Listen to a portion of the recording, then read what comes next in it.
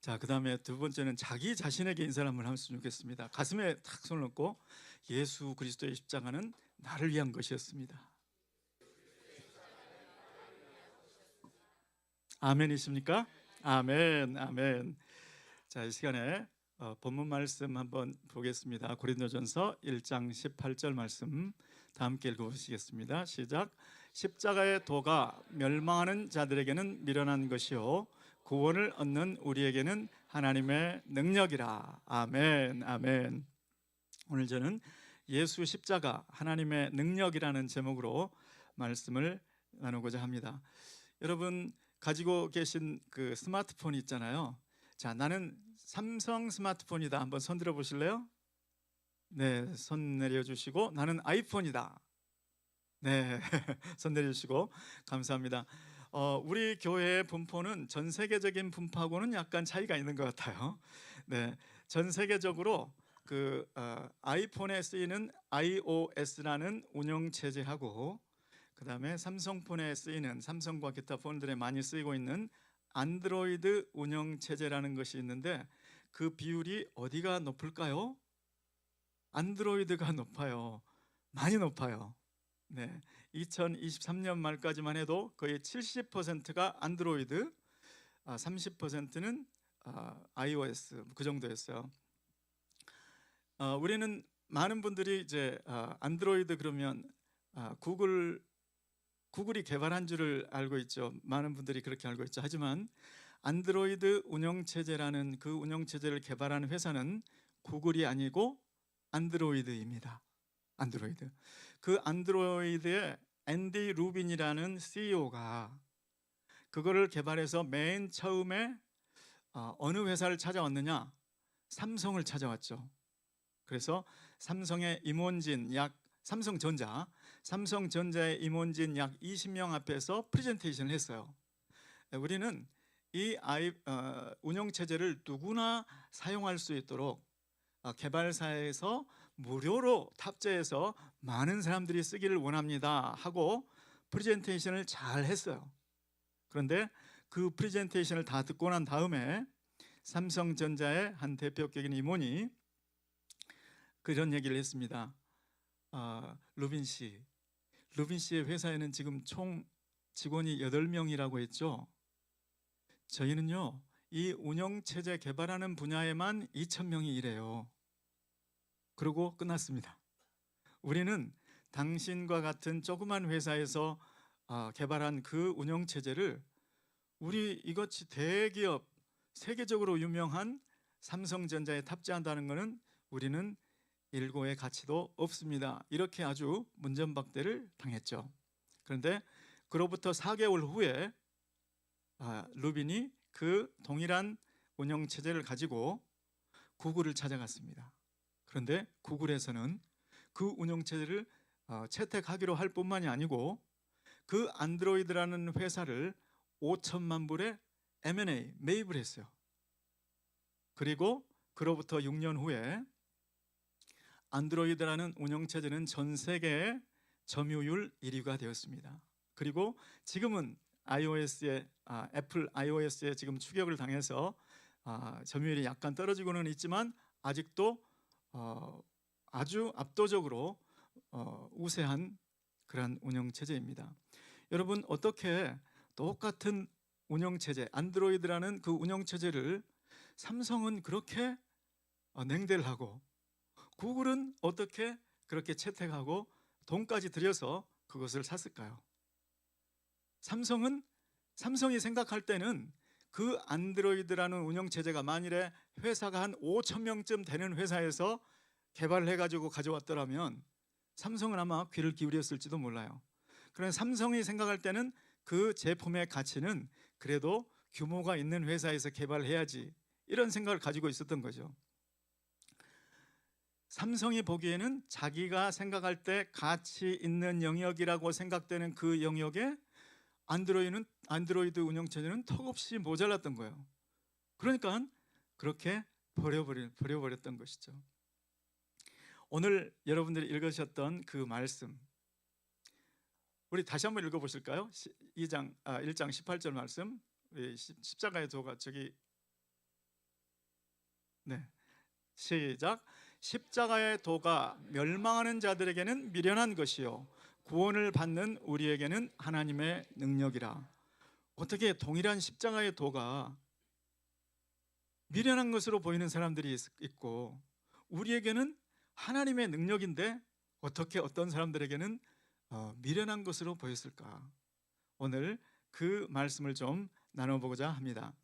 이 이유를 알려면 고린도전서 1장 말씀을 18절만 읽지 말고 그 아래에 있는 말씀들을 조금 읽어보면 그 이유를 좀 이해할 수 있습니다. 자, 1장 22절 말씀을 한번 읽어보실까요? 1장 22절. 왜 그랬을까? 왜 미련하게 보였을까? 생각하시면서 1장 22절 시작. 유대인은 표적을 구하고 헬라인은 지혜를 찾으나. 이 사람들에게는 미련하게 보였다는 거예요. 이 사람들에게는 아무 쓸모 없어 보였다는 거예요. 유대인들, 헬라인들에게는 이 십자가의 도가 아무짝에도 쓸모없는 미련하고 가치 없는 것이다 하고 배척을 했던 것이죠. 이 사람들은 왜 그랬을까? 다음 절 고린도전서 1장 23절 한번 읽어보겠습니다. 다 함께 시작. 우리는 십자가에 못 박힌 그리스도를 전하니 유대인에게는 거리끼는 것이요 이방인에게는 미련한 것이로되. 그 말씀을 그대로 좀 띄워놓으시면, 지금 바울은 뭘 전한다고요? 십자가에 못 박힌 그리스도, 그냥 그리스도를 전하는 게 아니고 십자가에 못 박힌 그리스도를 전한다는 거예요. 그랬더니 유대인들에게는 거리끼는 것이고 이방인에게는 미련한 것이다. 여러분, 삼성의 생각에는 어떻게 돼야 가치 있는 거라고 생각했을까요? 아주 대단한 기업이 몇천 명 되는, 자기들보다 삼성보다 한 2배 되는 그 정도 크기에서 개발한 제품이었다면 뭔가 있을 것 같아, 이렇게 했겠죠.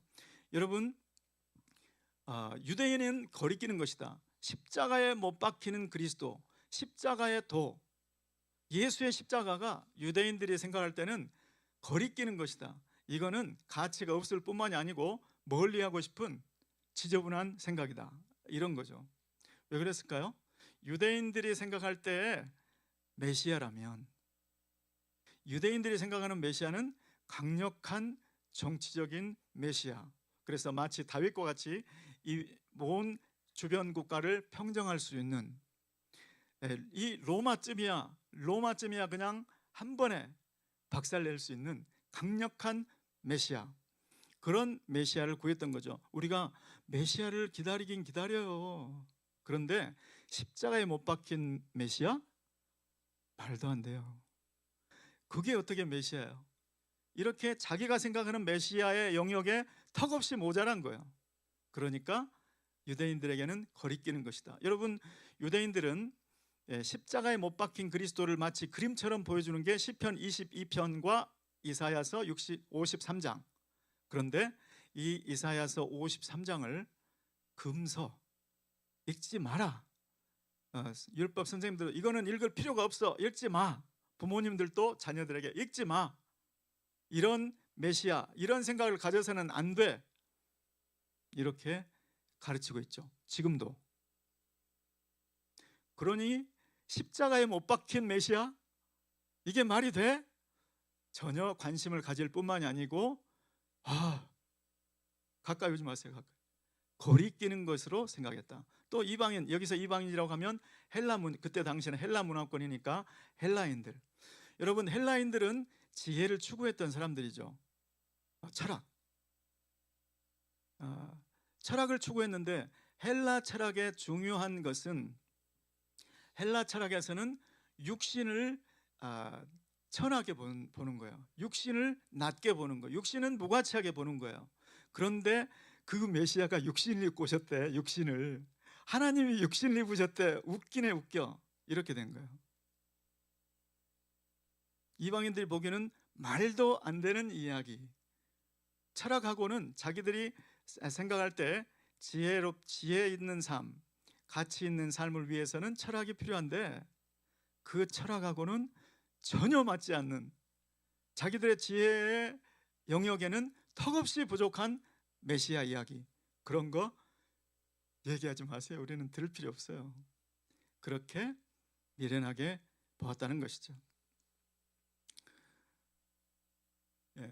그럼에도 불구하고 우리에게는 어떤가? 고린도전서 1장 24절 말씀 한번 읽어보시겠습니다. 시작. 오직 부르심을 받은 우리에게는 유대인이나 헬라인이나 그리스도는 하나님의 능력이요 하나님의 지혜니라. 잠깐 머물러 두시면, 부르심을 받은 자들에게는, 하나님의 구원함을 받는 자들에게는, 유대인 중에도 하나님의 구원을 받는 자들이 있고 부르심을 받은 자들이 있었죠. 헬라인 중에도 있었어요. 헬라 문화권 중에도 있었어요. 그러니까 모든 유대인, 모든 헬라인이 다 그렇게 하는 것은 아니고, 그들 중에서 부르심을 받은 자들, 하나님의 구원함을 받은 자들, 그 사람들에게는 유대인들에게 있어서나 헬라인들에게 있어서나 십자가에 못 박힌 그리스도는 하나님의 능력이고 하나님의 지혜라는 것이죠. 예수 십자가의 도는 하나님의 능력 그 자체이고 하나님의 지혜 그 자체라는 것이죠. 여러분, 이 말씀의 뜻을 조금 더 알기 위해서는 우리 고린도전서 15장 55절, 56절, 57절 한번 보시겠습니다. 이 말씀, 왜 십자가의 도가, 십자가에 못 박힌 예수 그리스도가 하나님의 지혜고 하나님의 능력인가 생각하시면서 한번 읽어보시기 바랍니다. 55절 시작. 사망아 너의 승리가 어디 있느냐, 사망아 내가 쏘는 것이 어디 있느냐. 자, 이 말씀에 보시면 지금 사망아 너의 승리가, 그랬으니까 너의 승리는 누구를 말하는 거예요? 사망아, 사망의 승리. 지금 이 구절은 사망의 승리를 이야기하고 있습니다. 사망이 승리했고 사망이 지배하는 세상을 이야기하고 있습니다. 자, 그런데 56절 한번 보실까요? 시작. 사망이 쏘는 것은 죄요 죄의 권능은 율법이라. 그런데 그 사망이 승리했고 사망이 온 세상을 휩쓸었고 사망이 통치하는 세상이 되었는데, 그 사망이 쏘는 그 침의 힘이 어디 있느냐? 그것은 죄가 있는 곳에서만 사망이 활동하고 죄가 있는 곳에서만 왕노릇하고 사망의 힘이 작동한다.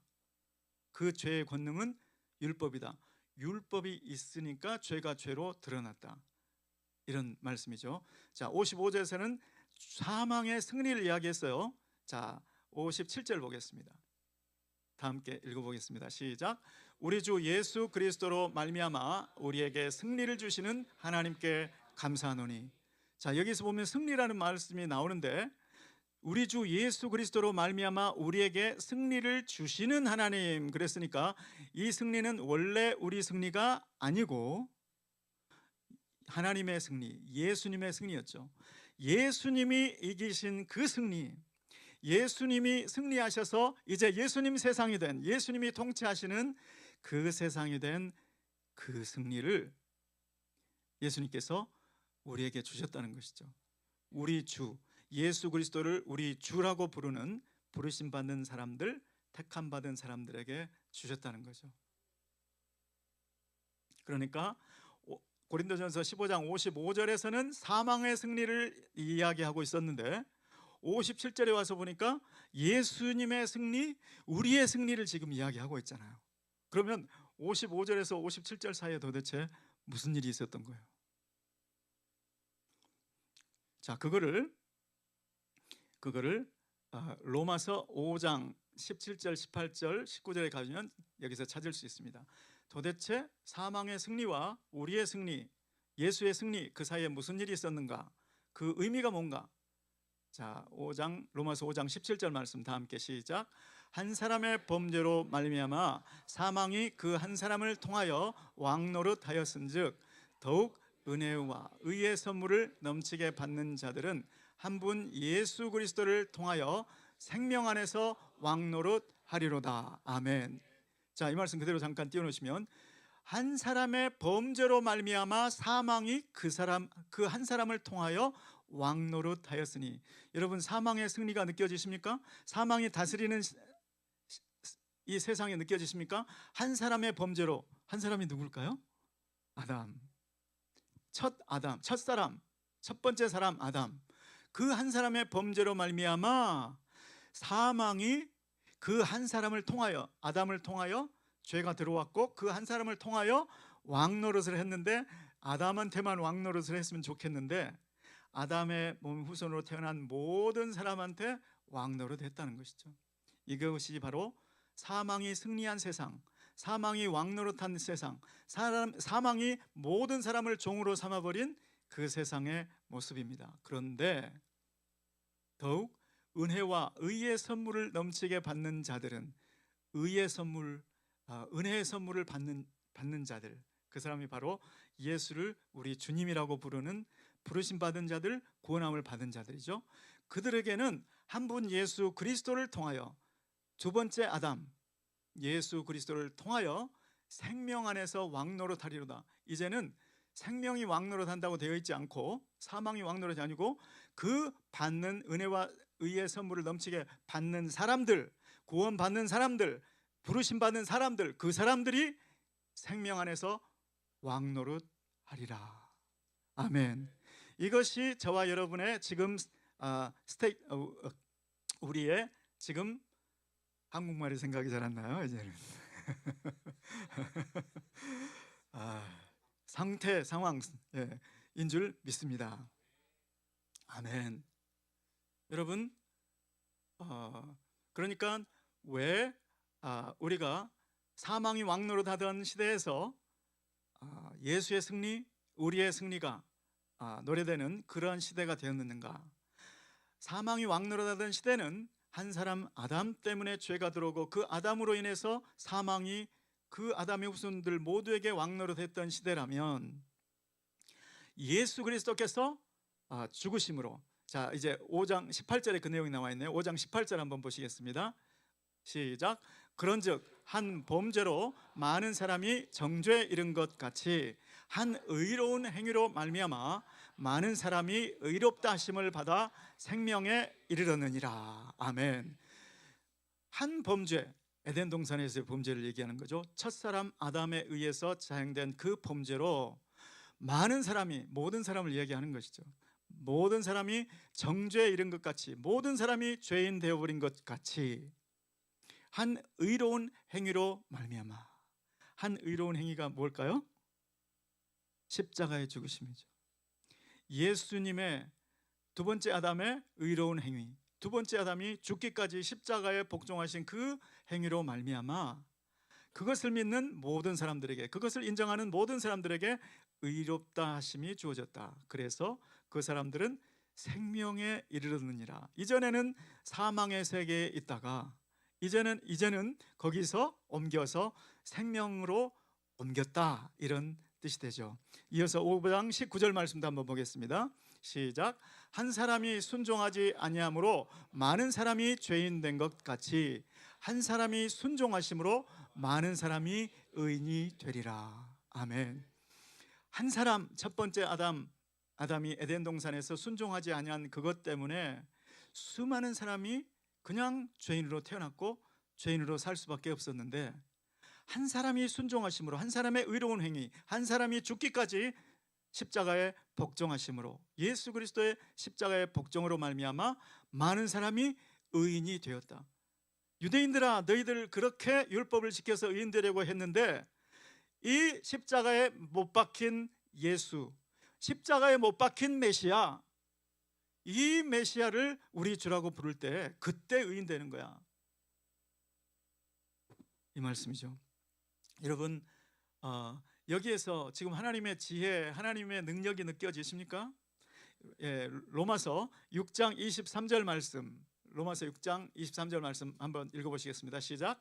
죄의 삭은 사망이요 하나님의 은사는 그리스도 예수 우리 주 안에 있는 영생이니라. 그 말씀 띄워놓으시면, 왜 예수 그리스도의 의로운 행위, 예수 그리스도께서 십자가에 죽으심으로 이렇게 수많은 사람들이 의인이 됐다고 말씀하는 건가요?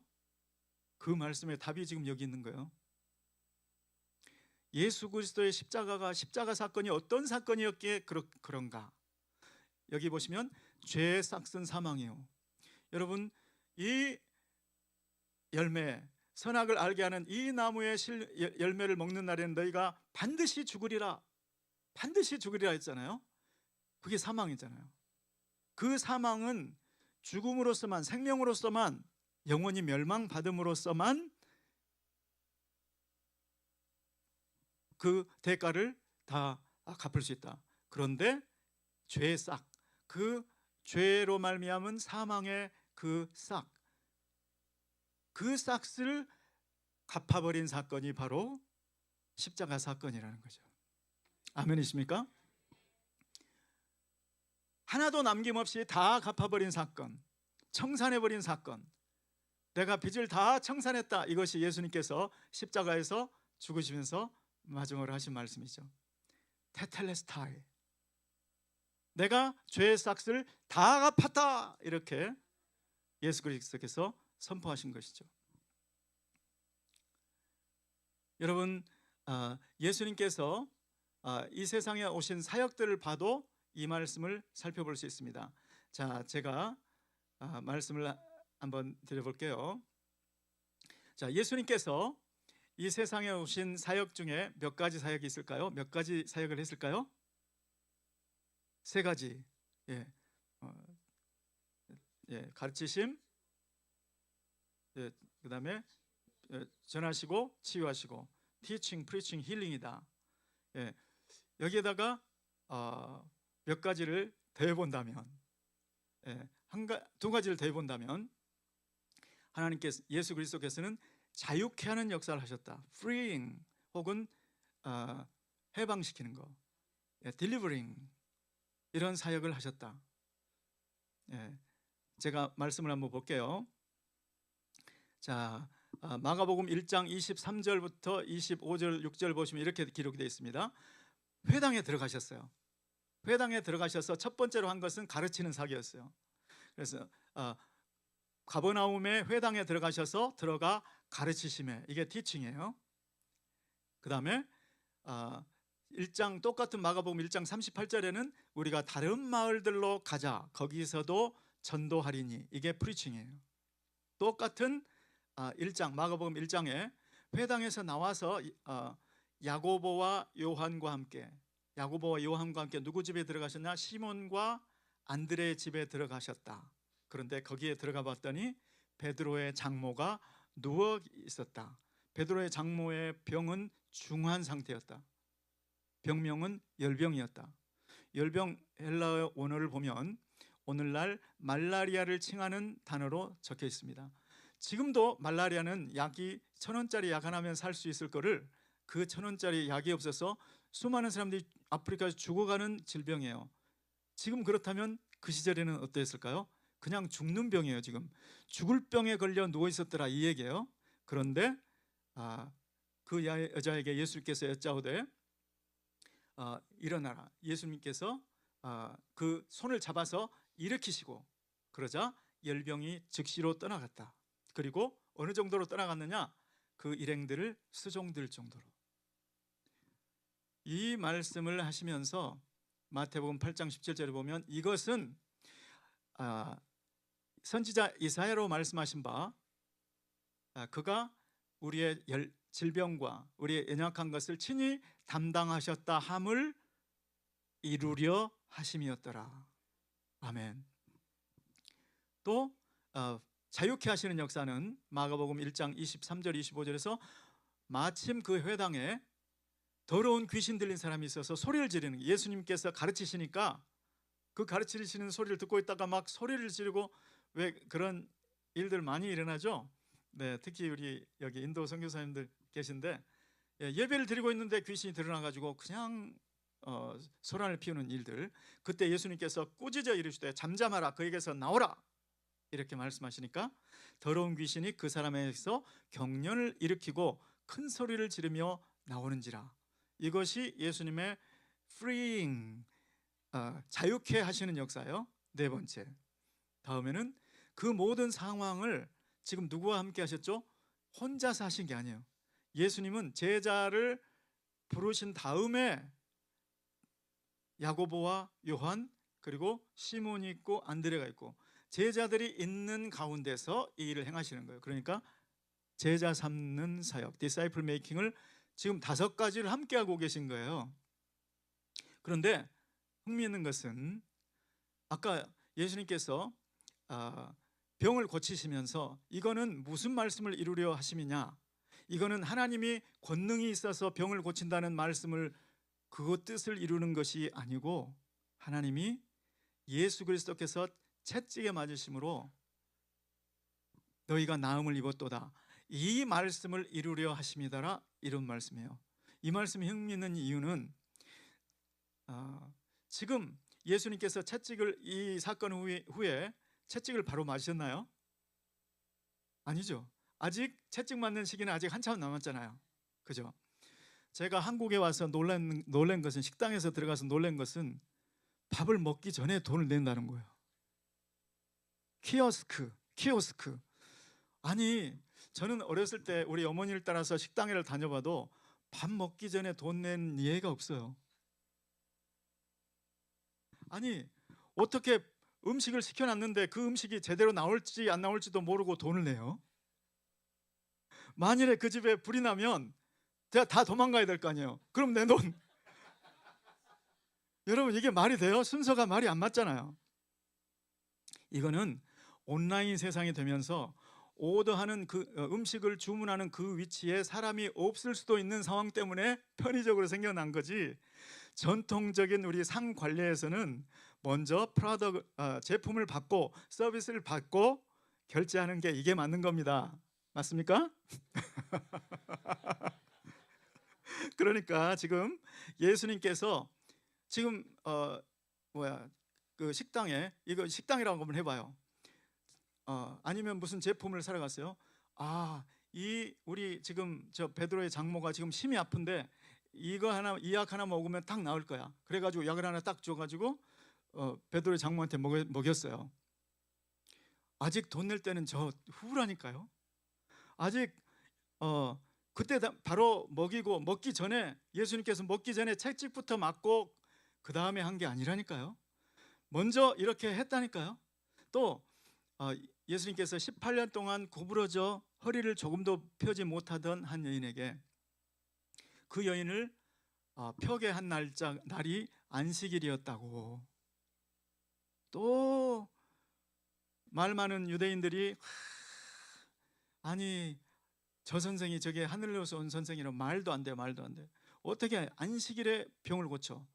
그럴 때 예수님께서 뭐라고 하시죠? 너희가 안식일에도 너희 짐승들이 목말라면 가서 물을 먹이지 않느냐. 이렇게 오랫동안 사탄에게 매여 있는 이 딸을 자유케 한 것이 이것이 뭐가 잘못이냐, 이렇게 도전하시죠.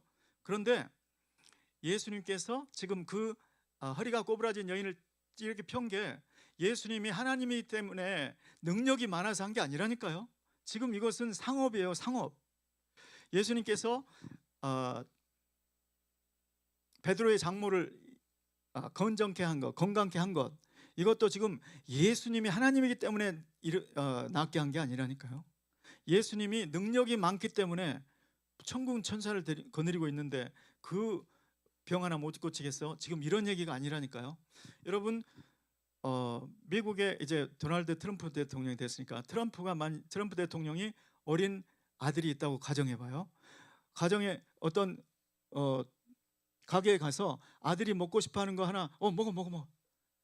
그리고 돈 안 내면, 대통령이니까 권세 있으니까 그렇게 해도 되나요? 이게 안 되는 거잖아요. 예수님도 지금 마찬가지인 거예요. 큰 빚을 져서 죄의 빚, 생명으로만 갚을 수 있는 그 빚을 졌기 때문에 온 저주, 그 빚에 갇혀서 나타난 증상이 병인 거고, 그 죄 때문에, 그 저주 때문에 온 게 구부러진 거잖아요. 그거를 펴는 거를 예수님이 능력이 많기 때문에 폈다? 아니죠. 이 모든 사건들은 다 예수님이 나중에 값을 지불해야 되는 거예요. 이것저것 좋은 거 다 하고 마지막에 예수님께서 값을 지불한 그 사건이 바로 무슨 사건이었다? 십자가 사건이에요. 십자가에 돌아가시기 전에 채찍에 맞잖아요. 채찍에 등이 갈기갈기 찢긴 상태로 십자가에 죽으시잖아요. 예수님께서 하셨던 모든 사역은 다 십자가가 정점이고 십자가가 완결판이에요. 그렇기 때문에 십자가가 하나님의 능력이라고 하는 것입니다. 십자가가 저주를 풀 수 있는 능력이고, 십자가가 모든 죄값을 다 갚을 수 있는 유일한 길이기 때문에 그렇습니다. 그런데 그 십자가는 예수님께서 자기의 죄 때문에 지은 게 아니고 수많은 사람들의 죄를 대신 짊어지고 그 짐을 다 내 위에 얹고 예수님께서 죽으신 사건. 그래서 모든 사람, 예수를 주님이라고, 우리 주라고 부르는 모든 사람, 부르심을 받은 모든 사람, 구원함을 받은 모든 사람들에게 자유가 임하고 치유가 임하고 모든 저주에서 놓여나는 줄 믿습니다. 그래서 십자가에 못 박힌 예수 그리스도, 십자가에 못 박힌 예수가 하나님의 지혜와 하나님의 능력인 것이죠. 자, 하나님의 지혜라는 측면을 조금 살펴볼까요? 여러분, 십자가는 언제부터 계획한 사건인가? 창세 전부터 사실은 주님께서 다 계획하신 사건이죠. 왜냐하면 아담이 범죄할 것, 아담이 범죄 안 했으면 다윗이 밧세바 범했을 때 범죄했을 거예요. 아니면 우리의 때에 와서 범죄했을 거예요. 반드시 범죄가 일어난다. 근데 유감스럽게도 에덴 동산에서부터 일어난 거죠. 그 에덴 동산에서 하나님께서 아담에게 말씀하시잖아요. 아담과 하와와 뱀이 함께 있는 자리에서 뱀, 너의 후손은 여자의 후손의 발꿈치를 상하게 할 것이요, 여자의 후손은 너의 후손, 뱀의 후손의 머리를 상하게 할 것이다. 지금 하나님의 그림 속에는 이미 예수 십자가가 있는 거예요. 아브라함이 독자 이삭을 데리고 모리아 산에 가서 번제로 드릴 때 하나님은 그 사건을 지금 보고 계시면서 훗날 자신의 아들을 드릴 그 사건을 지금 준비하고 있는 거예요. 예행 연습이나 다름없죠. 예수님께서 저 이삭의 자리에, 그리고 하나님 아버지께서 아브라함의 자리에, 그걸 지금 예행 연습을 하고 그 역사를 향해서 달려왔어요. 그런데 만일에 그것이 하나님의 소원이고 하나님의 계획이고 하나님의 뜻이라는 것을 사탄이 알았으면 어떻게 됐을까요? 예수님 절대 못 박으면 안 돼, 절대 못 박으면 안 돼, 이렇게 제사장들을 부추기고 로마 병정들을 부추기고 절대 저 예수님 십자가에 가면 내 세상은 끝나는 거야, 절대 안 돼, 그렇게 말했을 거예요. 그런데 하나님의 지혜를 한번 보세요. 사탄의 생각에 저 예수를 십자가에만 탁 못 박으면 온 세상은 내 것이 되는 것 같은 거예요. 그러니까 사탄은 내 마음의 소원, 내 마음의 열정, 내 마음의 갈망은 예수를 십자가에 못 박는 길이야. 하나님의 소원을 자기의 소원으로 품고 그렇게 열심히 자기가 가진 모든 수단을 총동원해서 그렇게 역사를 했던 것이죠. 그리고 하나님의 뜻을 잃어버린 거예요. 이것도 하나님의 지혜고, 그 예수의 십자가가 예수님 죄 때문이 아니고 예수님이 대신해서 첫 아담처럼 그 아담이 범죄했을 때 그 효과가, 사망이 왕노릇한 것이 모든 사람에게 퍼지듯이 이 예수가, 나의 아들 예수가 수많은 사람들을 대신해서 죽으면 그 하나님의 의가 그 믿은 모든 사람들에게 전가가 되고 그들의 모든 죄가 사해지고 그들의 모든 저주에서 해방되는 이 모든 것들이 십자가 안에 하나님의 전략, 하나님의 지혜, 하나님의 능력이 그 안에 전부 담겨 있게 만든 특별하게 고안한 하나님의 방법이라는 것이죠. 그런 측면에서 하나님의 지혜라고 하는 것입니다. 자, 그런데 이 이야기를 우리는 알잖아요. 그런데 이 세상은 어떨까요? 모르는 거죠. 고린도전서 1장 21절 말씀으로 돌아보겠습니다. 고린도전서 1장 21절 다 함께 한번 읽어보겠습니다. 시작. 하나님의 지혜에 있어서는 이 세상이 자기 지혜로 하나님을 알지 못하므로 하나님께서 전도에 미련한 것으로 믿는 자들을 구원하시기를 기뻐하셨도다. 아멘.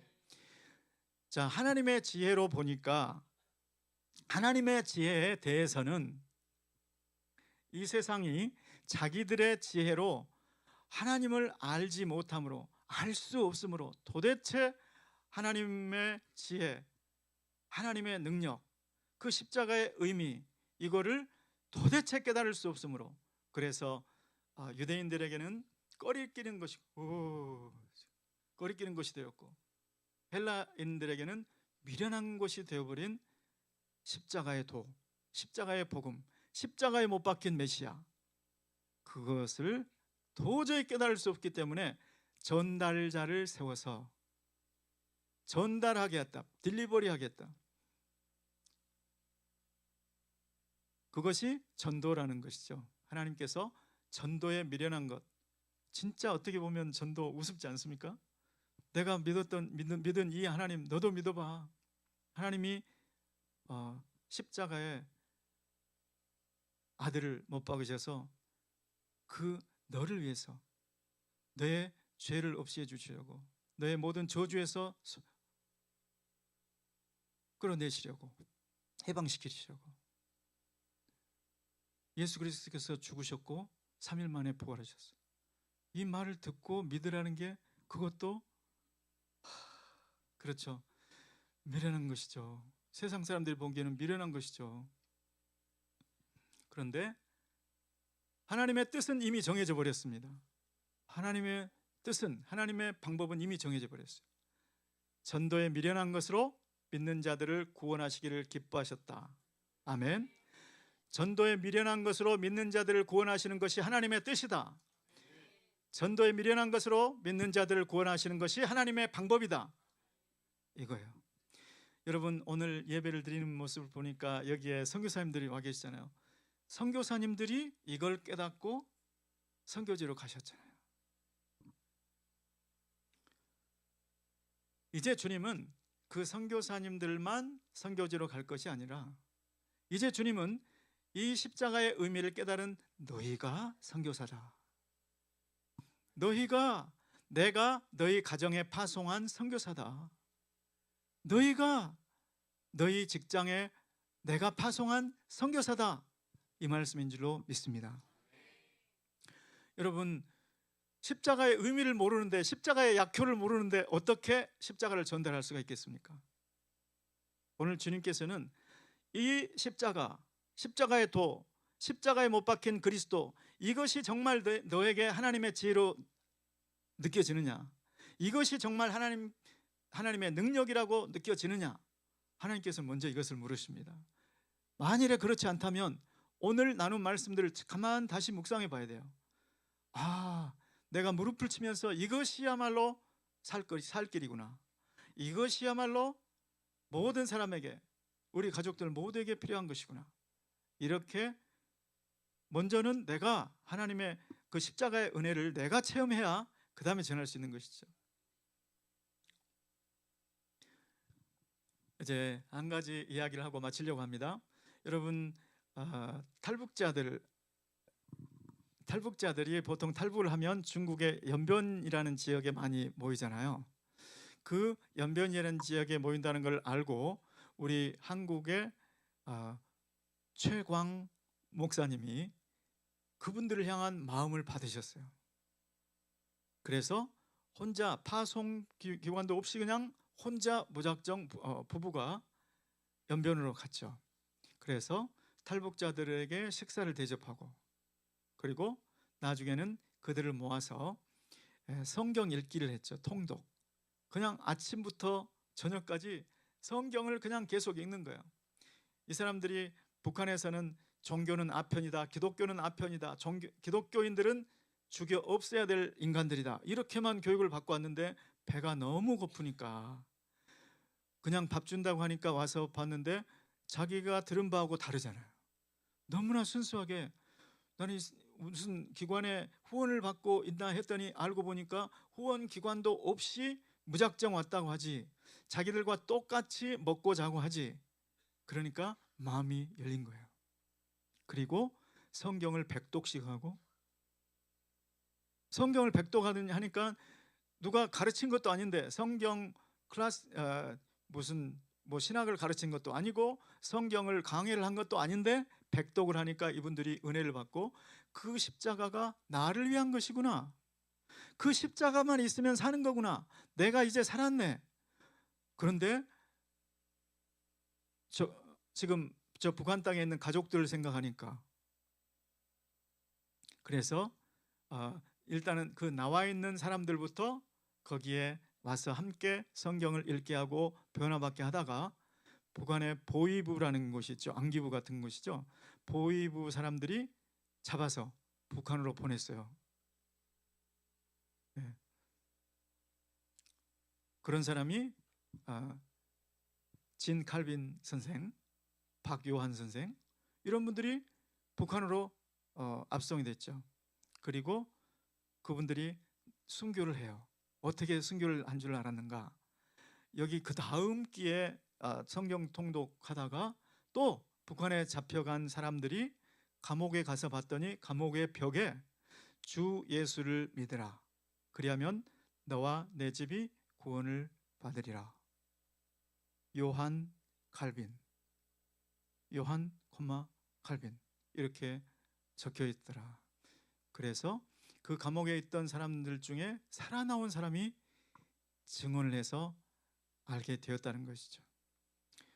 여러분, 예수 그리스도의 십자가에 못 박힌 메시아, 그 이야기는 먼저는 우리를 살리지만, 우리를 주님이 살리는 것이 먼저지만, 그 다음에 살고 나서는 우리 모두가 그 십자가의 전달자가 되어야 될 줄 믿습니다. 그 십자가의 은혜를 제대로 깨달은 사람이 십자가의 전달자가 되지 않을까요? 여러분, 십자가의 은혜를 받은 사람은, 십자가에 못 박힌 예수 그리스도를 만난 사람은 십자가의 전달자가 되어야지가 아니고 그냥 되게 돼 있는 줄 믿습니다. 그래서 연변에서 은혜를 받고 자기 발로 북한으로 다시 간 사람도 있다는 거예요. 얼마나 싫었으면, 저기서 살면, 북한에 살면 나도 죽고 가족들도 다 죽을 것 같아서 여기에 중국에 나와서 돈이라도 벌어서 가족들 먹여 살려야지, 그렇게 나왔는데, 돈을 벌기도 전에, 돈으로 살릴 수 있는 것은 사람의 목숨이지만 그 돈으로 살리기 전에, 그 전에 죽을 수도 있는데, 이것이 없이는 몸은 살아도 영혼이 죽으면 끝장이다. 그러니 내가 지금 가야 되겠다. 돈을 안 가지고 복음을 들고 십자가에 못 박힌 예수 그리스도를 가지고 가더라는 것이죠. 여러분, 오늘 이 말씀을 통해서 주님은 우리에게 묻고 있습니다. 너는 내가 못 박힌 십자가의 십자가에 못 박힌 나의 은혜를 정말 깊이 깨달았느냐, 그거를 체험했느냐? 그렇지 않다면 오늘 나눈 말씀을 통해서 묵상하고 그것을 먼저 깨달아야 되고, 그렇지 않다면, 만일에 이미 깨달았다면, 이미 그 은혜를 받았다면, 너는 내가 너의 가정에, 너의 직장에 보낸 선교사다. 아멘이십니까? 그러한 십자가의 전달자의 삶을 사시기를 예수 그리스도의 이름으로 축원합니다. 축원합니다. 기도하겠습니다. 고마우신 주님, 이 세상의 지혜로는 알 수 없어도 십자가에 못 박히신 메시아 예수 그리스도는 하나님의 지혜요, 하나님의 능력임을 믿습니다. 하나님, 우리가 그 예수 십자가의 사랑과 은혜를 체험하고 주님 느끼게 하심을 감사를 드립니다. 이제 주님이 원하시는 것은 그 십자가의 전달자의 삶을 사는 것임을 믿습니다. 아버지 하나님, 우리의 삶 속에 십자가의 은혜가 날마다 넘쳐서 십자가에 못 박히신 예수 그리스도, 죽으시고 부활하신 예수 그리스도가 날마다 우리 안에 살아계셔서 주님, 죽어가는 영혼들을 향한 그 주님의 안타까운 심정이 느껴지고 그들을 향하여 우리의 발걸음, 우리의 마음이 그들을 향하여 주님 손 내미는 우리 모두가 되게 도와 주시옵소서. 예수 그리스도의 이름으로 기도드리옵나이다. 아멘.